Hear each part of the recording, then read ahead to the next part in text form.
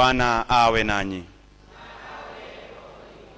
Somo la Injili takatifu ilivyoandikwa na Mathayo.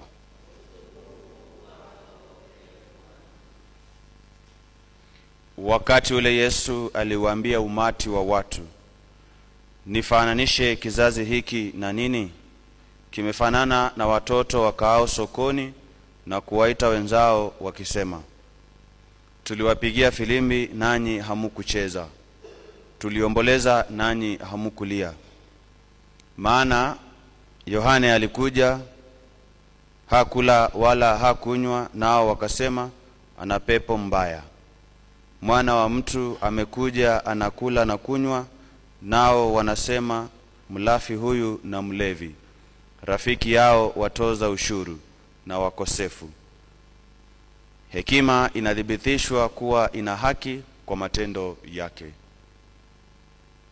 Injili ya Bwana.